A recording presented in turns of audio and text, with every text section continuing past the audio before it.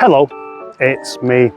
Now the Rover 75 is a car I've long had mixed feelings about. On one hand, it's probably the most beautiful saloon car ever made. But on the other, it is plagued with issues, from suspension component failure, window regulators, latches, water ingress and corrosion as well. And for me, it was never really as good as its daddy, the 600, that nobody seems to care about. For years now, I've been talking about having a proper family car. And as many people have said to me, why not get a 75? I've kind of avoided them because I'm always put off. In my experience, and I've had quite a bit, there are so many of these issues that always pop up, unless you're prepared to spend big money. The only time I see a decent 75 or ZT happens to be either in the hands of a proper enthusiast that's got some of this, or a Allegro man, until now, where I have finally got my hands on a Rover 75 that's good enough to keep. Introducing Rita, the Rover 75. I'm going to give you a walk around of this car and show you just how good it is. But first of all, let's address something more important, and that is its name. The first comment I had on this very car was by Simon Brader, saying he doesn't like it when people call Rovers Rita or Reggie. And I have to agree, I don't either. It's a bit like calling your two budgies Starsky and Hutch.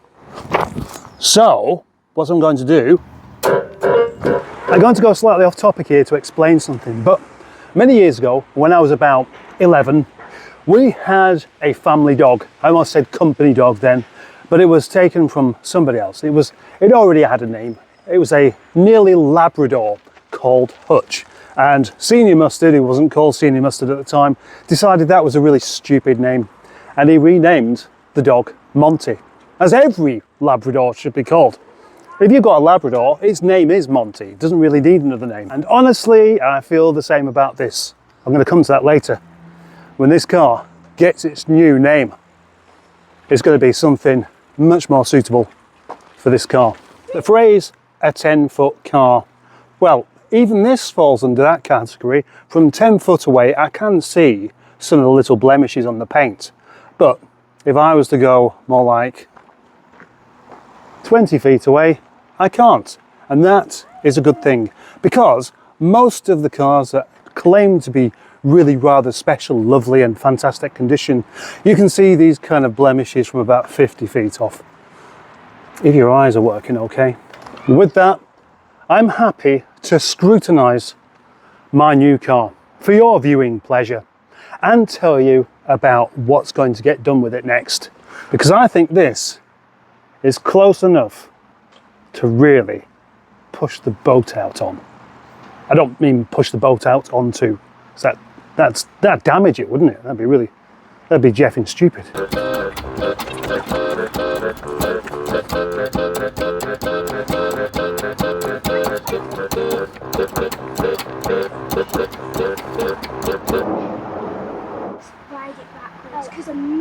So what I'm going to do is walk around this car and point out all of its minor foibles, and then tell you what I'm going to do about them. If you know your Rover colours, you'll know that this is Moonstone Green, which is quite possibly, obviously this is subjective, but the nicest light colour they did. Many people are a fan of Wedgwood Blue, but this, I think, just stands up a little bit better. The first thing I noticed about this car that I wasn't quite expecting is the corners. All 4 of the corners are free of scrapes. And this is a car that does tend to get scraped on the corners a lot. This could in large be down to the demographic of the Rover 75, which has traditionally been older people. They have experience. They don't drive erratically. They drive slowly into walls. So they don't wreck the car, but they do scrape them. This one's not had any of that. Isn't that nice? Well, I say that. There is evidence of something just here. Just here. There's been a slight repair just along here. Now this car has never been welded, but what it does need now is something sorting out ever so slightly on that corner before it does need welding. It does appear to have its original finish on the bottom of all of the sills. This has already been inspected. The first thing a Legro man does whenever he sees a car, he just gets down on the floor. Whatever the weather, whatever the conditions, it's just, oh, I'll just get down on the floor. Now then, what have we got going on down here then? I'll put that bit on the end of the video. So that's the first thing for me to address, is see if I can just gently, just very, very gently repair that without causing any damage. I might even get the man himself to do it, if he wants to. Whilst we see no dents at all down the side of this car, we can see a scratch, a minor scratch just here. Now that would be nice to go somewhere else. At the moment I don't know whether that scratch is just a bit too much just to repair, but what I'll do is, because I'm presenting this car in the condition that it's arrived in. I haven't done anything with it, I haven't washed it or anything so far, but I shall wet it down the side, and if the scratches disappear with that, that means it's a simple lacquer fix. This mirror cap is slightly off colour. It's more like arbor green than moonstone, and it is the same with this one as well. You can't really see it from this distance, and I think the solution to this is going to be a couple of chrome mirror caps.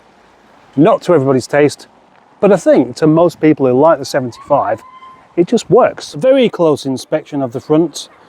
We will see some flies, tiny stone chip there, and another tiny one just there. The grille's in good condition, but the headlamps are due a polish because they're starting to look the same colour as the car. You can see there's another quite a nasty stone chip just there, so that needs rectifying. And the bonnet is almost perfect. Again, a tiny one just there. So far, so good. The rear bumper's in a similar condition with just a couple of tiny marks here and there. And then the boot lid itself, the badge could do with a replacement. And there's a tiny bit of lacquer peel there and there. And evidence of possibly the seal leaking through the screen on the back at some point. Offside, similar. There's nothing really to report. There are no dents. So this car has been carefully parked, carefully driven, carefully looked after. That's very, very appealing to me because there have been very few cars that I've got into and been proud to drive around because it doesn't look like I'm completely careless. What about the wheels?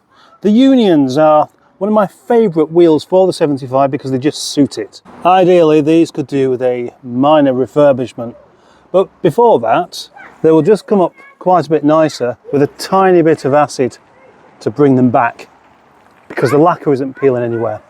And speaking of the wheels, what of the tyres? Well, they're practically brand new. And it's also had the four-wheel alignment sorted out as well, which would explain why it drove so very nicely. On the front, it's also had new springs and new drop links. Yes. And all of this looks absolutely solid under here as well. The subframe, the lower arms, the spring cups are all black, just like the anti-roll bar. It's been maintained whatever the cost, and it's been garaged. It's been cherished. And now, it's mine. Good day. I previously said I would own a 75 or a ZT just for the door shut sound. And here it is. It's just proper.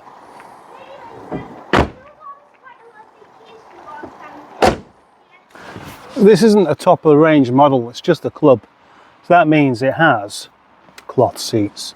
It means it doesn't have heated seats. It doesn't have parking sensors. It doesn't have a fancy head unit. But it does have 4 electric windows. There's a tiny bit of damage on that door card there. And I think there might be some on the other as well. That kind of suggests that maybe this car has been owned by someone with a small dog at some point. But look at this headlining. I mean, what a joy. And that interior light Doesn't seem to want to go on. Maybe it needs the bulbs replacing. Is intact. Normally these get broken off. The headlining isn't dangling down because it has been replaced. That's a novelty for me. All of my Rover headlinings end up dangling. Even when I get an Audi, it ends up with a dangly headlining. Driver's side door card does have a bit of bagginess to it, and that needs properly attaching. But look at this, it's attached. It's not coming away, which is really unusual. How often do you see a 75 with the door card slipping out and wanting to escape? That's another one of those things about the 75 that I've never liked. Are the door cards not fitting properly. But these do.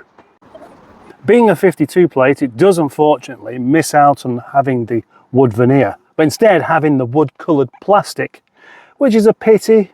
Driver's seat also has a slight quality issue, but I'm hoping to get around this by simply replacing all of the seats with some leather. And look, there's the sign that this isn't even a petrol, it's a diesel. Oh, that cover might as well come off as well at some point. What will be the state of the steering wheel underneath? Behold the BMW M47 engine, designed and built by BMW to go in a BMW. And this being a front wheel drive means it's the wrong way round. It's transverse rather than longitudinal. As you can see, it's not been fettled with. The engine department has been more about maintenance than making it look nice. Look, even the cover's missing. I can rectify that. The cover is dirty. I can rectify that. But the belts are new. I don't mean the timing belt because it has a chain. It's a timing chain, which is good for the lifetime of the car, provided the oil is kept clean. And the oil is clean. I know, because I've had a look. Unusually, the engine isn't oily anywhere. It doesn't drip oil, it's just dusty. So the intercooler is free of oily deposits. It's got a clean car. This deserves a bit of an engine detail, and that is something it will get. Oh, by the way, the Webasto heater works apparently. Another minor point to deal with is the boot. The boot doesn't leak, it just needs some organising. We've got paint in there, we've got, oh, another engine mount. There's no evidence of that engine mount going wrong. Some oil, some more paint. Oh, a wishbone, don't think it needs that. And the carpet does need vacuuming.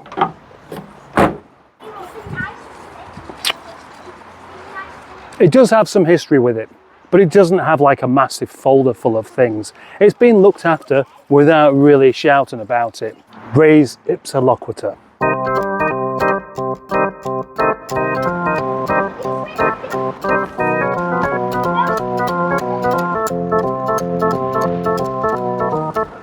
So now what of this car's future? Because I really like it. It's the best 75 I've ever owned. And I've owned a few. But the fact is I don't really need it, but I do want to keep it. I could keep it as just a leisure car for a while whilst I sort out all of the other things and get this as good as possible. It's got 6 months MOT on it. It passed without an advisory, and no doubt 6 months time from now it'll do exactly the same thing again. It's a good car, a really good car. So what I'd like to say now is thank you for watching, and thank you for being a subscriber, and thank you for commenting, thank you for liking the video, thank you for being a channel member, and thank you for watching this video all the way to the end of this lovely green car. And again, thanks to Jerry for selling it to me.